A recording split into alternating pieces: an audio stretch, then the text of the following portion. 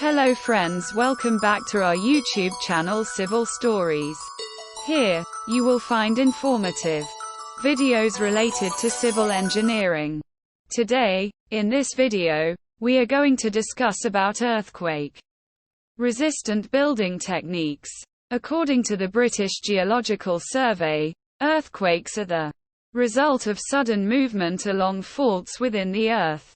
The movement releases stored up, elastic strain and energy in the form of seismic waves, which propagate through the earth and cause the ground surface to shake. Furthermore, these earthquakes produce large forces on buildings due to accelerations developed by earthquakes multiplied by the masses of the buildings.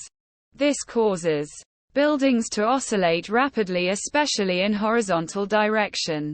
Since horizontal forces are often underestimated in the design phase of buildings, they become more vulnerable to earthquakes and collapse or get severely damaged. There are numerous techniques and various design philosophies in earthquake engineering with experimental results, computer models and historical earthquake observations which provide requisite information about response of buildings during earthquakes.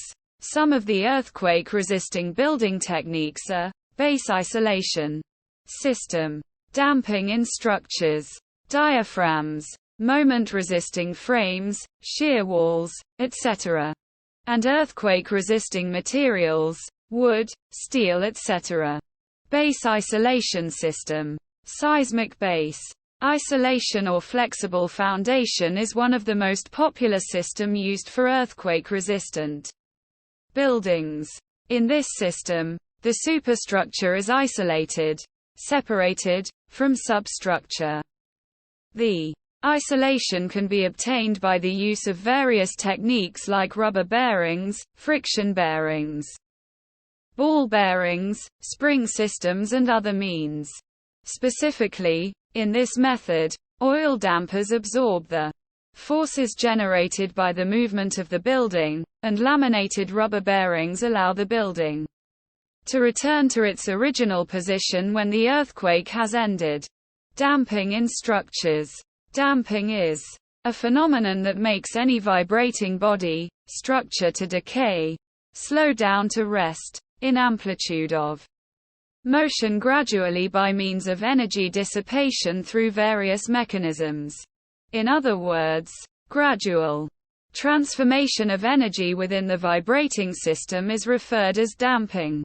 In construction of earthquake-resisting buildings, damping is essential for limiting vibrations and ensuring security and comfort in buildings and infrastructures. Damping can be accomplished in two ways: vibrational control devices and pendulum power. These methods may be discussed in detail in any other video in near future. Diaphragms. Moment-resisting frame. Moment-resisting frame is a rigid rectangular assemblage of columns and beams. The lateral, horizontal, forces developed due to an earthquake can be resisted primarily by rigid frame action. This phenomenon thus develops bending moment and shear forces at the joints and in members of frame. Shear walls. A shear wall is a reinforced concrete wall or vertical truss. The use of shear walls in buildings significantly reduces the lateral motion or sway of the building, which can be exerted by natural hazards like winds and earthquakes. These rigid vertical reinforced concrete walls transfer lateral forces from external walls, roofs, floors to the foundation in linear direction. Earthquake-resisting materials. Structural. Steel. Steel is most widely used material for anti-seismic buildings. According to the World Steel Association, ductile buildings are safer as they dissipate energy from seismic waves. A building will typically have ductile parts that can undergo plastic deformations without complete structural failure during an earthquake. Wood. The ability of wood to withstand high loads for short periods of time, and retain its elasticity and ultimate strength, are the assets in seismic and high wind zones. Wood is a considerable option, however, it is weaker than rest of the options.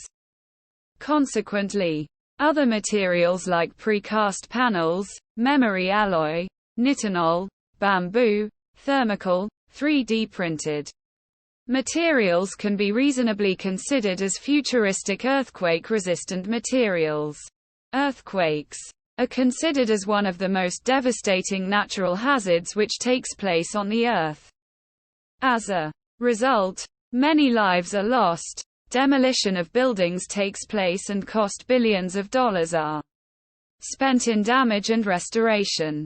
Over the years, many scientists, engineers have proposed numerous techniques to minimize the effects of earthquakes on buildings, but still no structure is completely safe from earthquake damage. However, if a building is able to escape collapse, saving lives of people, we can consider it as a mark of accomplishment.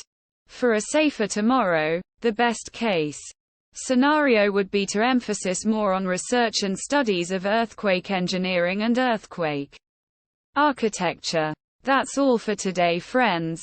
Hope you have found this video useful and informative. For more videos, kindly like, share and subscribe to our channel. And don't forget to press the bell icon to receive latest updates. Thank you.